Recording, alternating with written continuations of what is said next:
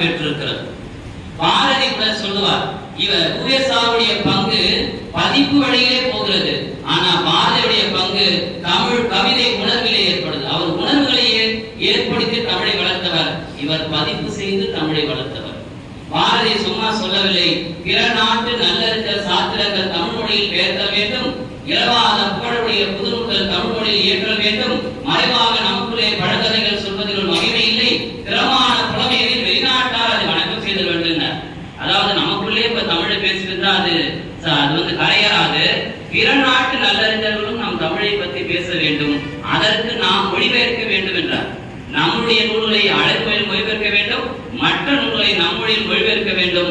இப்படி செய்தால் அந்த தமிழானது கடைசி வரை உயிர்ப்பித்து இருக்கும் என்று அவர் ஆரம்பிக்கிறார்.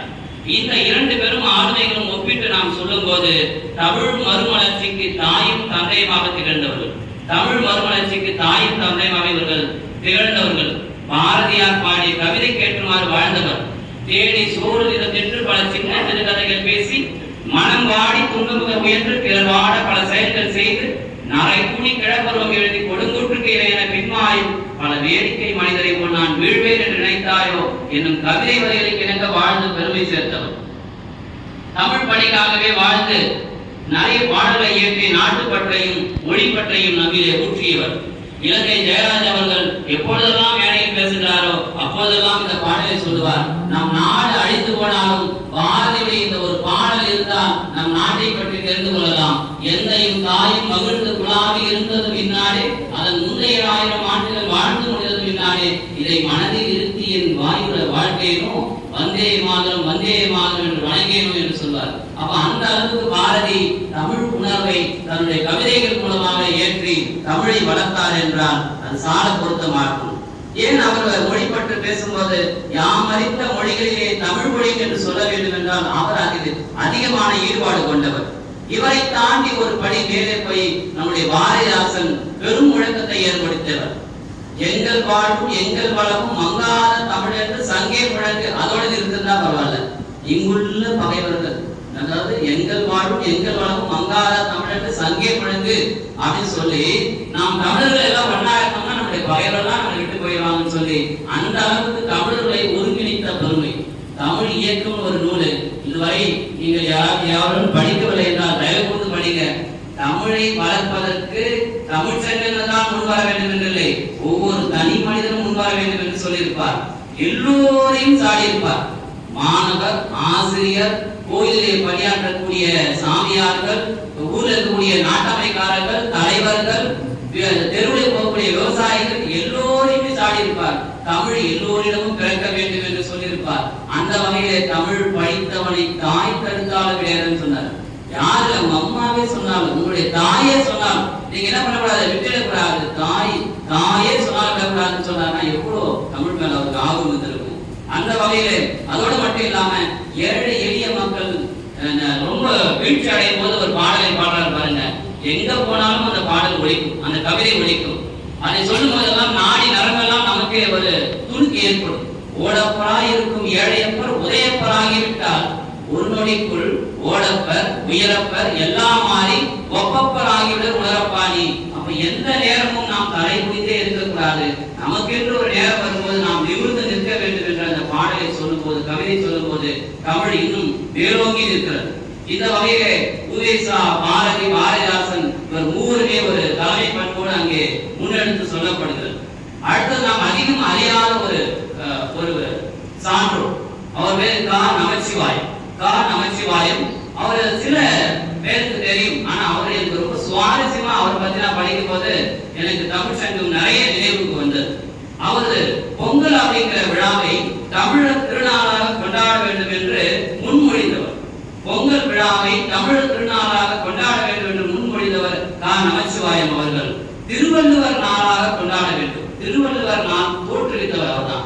இந்த பொங்கல் விழாவிலே திருவள்ளுவர் நாள் ஒன்று வருது இல்லையா, அதை தோற்றுவித்து அழகு பார்த்தவர். உலகெங்கும் இருக்கக்கூடிய அனைத்து தமிழர்களும் ஒன்றிணைந்து திருவள்ளுவர் நாளை கொண்டாட வேண்டும் என்று சொன்னவர் நமச்சிவாயம் அவர்கள்.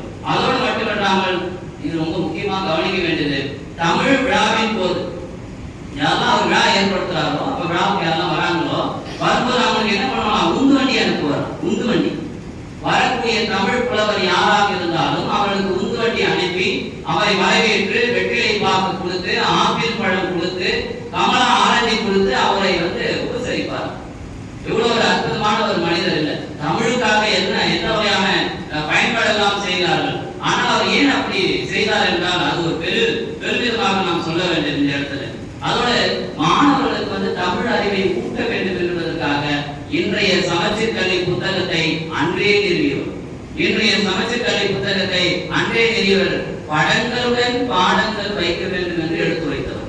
படங்களுடன் பாடங்களை வைக்க வேண்டும் என்று எடுத்துரைத்தவர். அந்த வகையிலே நமச்சிவாயம் அவர்கள் பெரிய அளவிலே இந்த தமிழுக்காக பணியாற்றுகிறார். அவரை தொடர்ந்து மறைமலை அடிகளை நாம் தொடாமல் போக முடியாது. ஏன்னா அவர் அற்புதமான ஒரு சான்றோர். அவர் பார்த்தீங்கன்னா அவருடைய குரு யாருன்னு கேட்டீங்கன்னா மீனாட்சி சுந்தரத்துடைய மாணவர். மீனாட்சி சுந்தர பிள்ளை 10 கம்பருக்கு சமம் என்று சொல்வார்கள். அந்த வகையில் அவரிடம் பயிலாத மாணவர்கள் இல்லை, அவரிடம் பயின்ற மாணவர்கள் நிறைய பேரை உருவாக்கி இருக்கிறாங்க. அந்த வகையிலே அற்புதமான ஒரு மனிதர் மறைமலை அடிகள். அவர் வேதாச்சலம் என்கிற தன்னுடைய பெயரை மறைமலை அடிகள் என்று தமிழ் உந்ததினாலே மாற்றிக்கொண்டார். சமரச சன்மார்க்க சங்கத்தை அப்பொழுதே தோற்றுவித்தவர். நாடக துறையிலும் அவர்கள் ஏற்படுத்தியிருக்கிறார்கள். நம்முடைய வள்ளலாரும் அதை ஏற்படுத்தியிருக்கிறார். அந்த வகையிலே அந்த சன்மார்க்க சங்கம் என்பது பல தலைமுறை கடந்து வந்திருக்கிறது.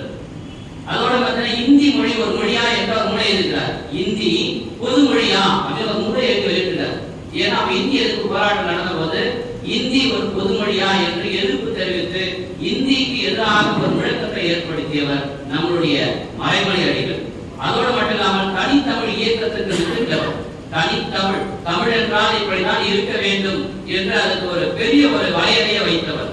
தமிழ பிறமொழி கலப்பு இல்லாம நம்ம தமிழ் நடையை உச்சரிக்க வேண்டும் என்று மேடைகள் எல்லாம் முழக்கம் ஏற்படுத்தியவர். மேடைகள் தோறும் நம்முடைய முழக்கத்தை ஏற்படுத்தியவர். முன்பெல்லாம் பழையன கழிதலும் புதியன புகுதலும் வழுவல கால வகையான என்று சொல்லி பழைய நூல்களுக்கு தான் முக்கியத்துவம் கொடுத்தார்கள், பழைய மொழிக்கு தான் முக்கியத்துவம் கொடுத்தார்கள். ஆனா மறைமலைகள் அதை கொஞ்சம் மாற்றி நவீன வழிகளும் தமிழை நாம் பறைசாற்ற முடியும் என்று சொல்லி நவீன முறையிலும் தமிழை அவர் வளர்த்தெடுத்தார். அந்த வகையிலே மிகப்பெரிய வித்துக்கு இட்டவர் நம்முடைய மறைமலை அடிகள் அவர்கள். அதோடு அடுத்து அந்த வரிசையிலே நம்ம பார்த்தீங்க அப்படின்னா சைவத்தில் ரொம்ப அதிகமாக ஊன்றியவர் மறைமலை அடிகள். சைவத்திலே அதிகமாக ஊன்றியவர்.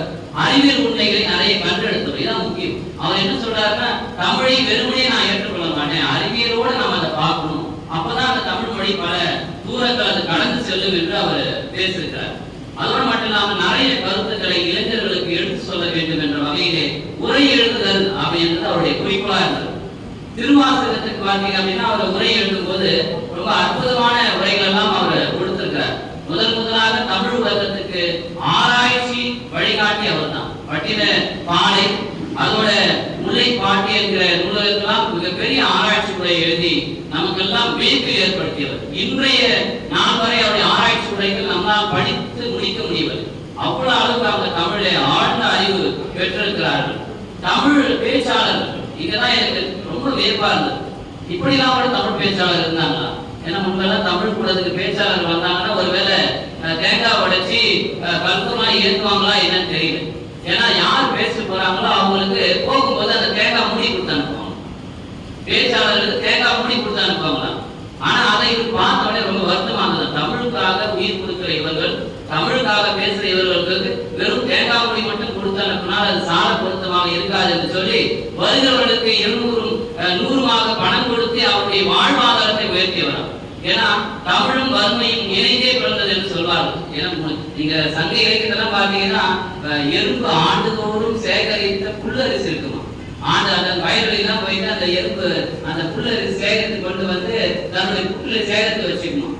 அப்ப இந்த புலவர்கள் வறுமை ஏற்படும் போது அந்த புத்துக்குள்ள போய் அதை கொண்டு வந்து சாப்பிடுற அளவுக்கு வறுமை என்று ஆட்டுப்பயிர் நூல்களில் சொல்லப்பட்டிருக்கும்.